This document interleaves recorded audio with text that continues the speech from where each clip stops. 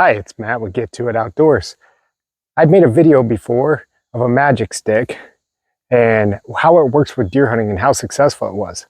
But today, I'm going to show you how to create a magic stick forest. What I mean by that is taking a series of 4 to 5 of these in one concentrated area to be able to create that unmistakable, unpassable communication uh, hub for deer hunting. Now, I don't just use any stick. I like to use vines. You see me behind me here, these are perfect specimens to do that with. So if I'm making this video and I'm posting it, that means it's successful and you'll get to see the success towards the end of the video. Okay, I'm gonna go ahead and cut these vines down. I wanna at least get 4 out of these to make this magical stick forest. So I'm gonna go as high as I can.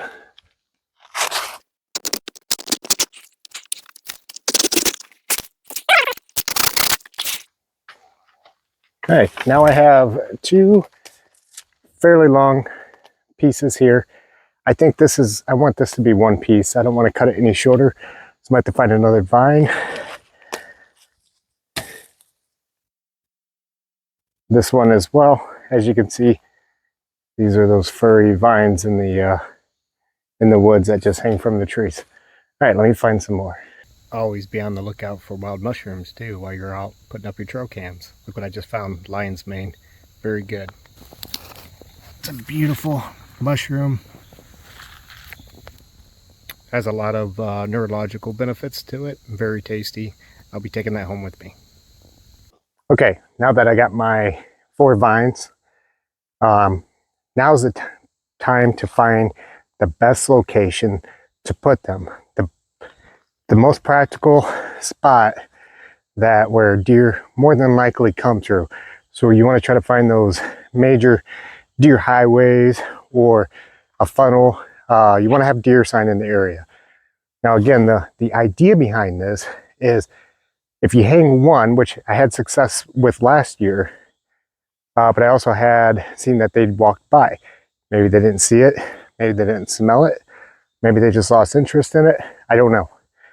But if there's 3 more on top of that one to make 4, chances are they're gonna see it or smell it more, or just run into it and then play with it. So now I need to find the best location. That's what I'm gonna do now.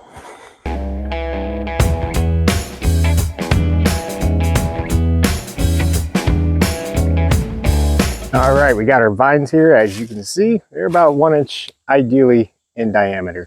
And that's what you want. You also want it to be flexible like this. You don't want it stiff and to break. Well, otherwise, what's the point? Take a drill. Make sure you drill a hole with plenty of meat in it. You don't want it on the edge.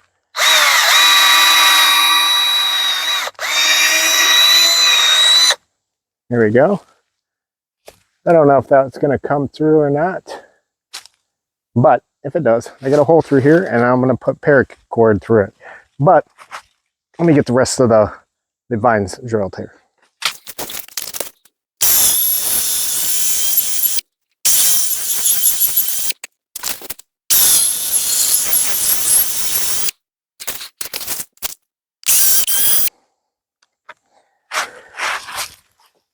Okay, now I'm going to run paracord through them. And now that I found a location for them, I'm going to go ahead and hang them from, there's overhead branches here, here. There's 3 different locations for 4 different vines I have. I'm going to go ahead and do that now. So the location I chose is almost a deer highway, as I would call it. It's where one main trail actually connects with another main trail, and there's actually a scrape already on it. And that's but you know, they're just messing around, but there's decent size deer prints within the scrape. So being the major vein of 2 highways right here, I think I have a pretty good chance of hanging them here and having a success with it. So let me show you what I'm looking at. Here's the main tree. We have an overhead branch here, and that's about, I would say, 11 foot in the air. Below it, we have already a scrape, and I was very skeptical on that because there's nothing above it usually. There is a lower hanging branch over here, but there's nothing there. So then I thought, well, okay, maybe that's a turkey scrape or something, you know, or squirrels messing around or whatever. But no, there's actually deer prints. I don't know if that comes through right here. There's deer prints in it. So what I'm looking at, and it's hard to kind of show, but there's a main vein that runs through here and it connects to another one that goes this way. And it continues through here, up here. But it also comes through here. So this is the main focal point right here that I'm going to be shooting for.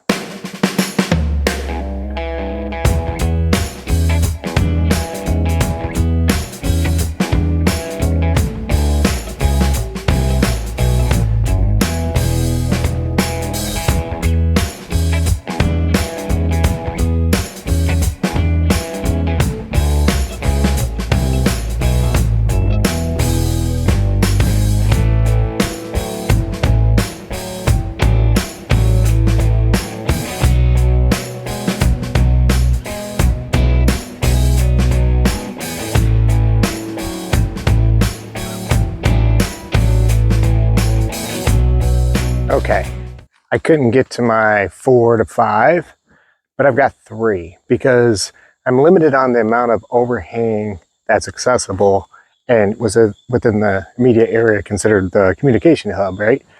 So I have 3, which is better than 1. So we'll see how it works. There's 1. There's another one. There's the final one.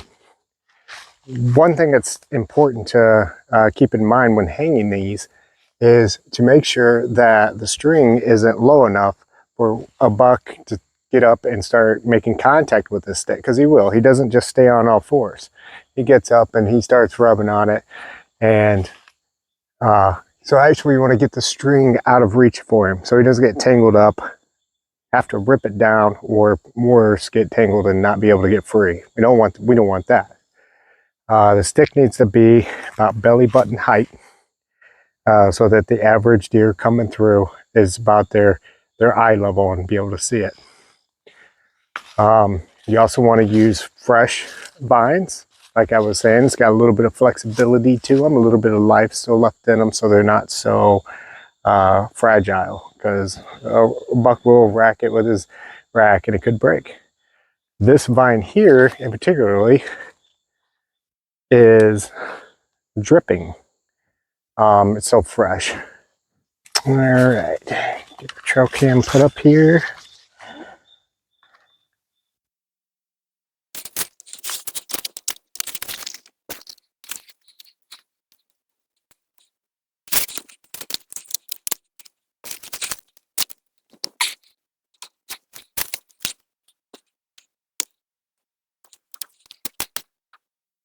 Okay, final thing you want to do before leaving, after hanging your camera and everything else, is you want to go ahead and make a scrape below it by removing all the forest debris. This helps draw attention to this, and it makes it more of a natural communication device.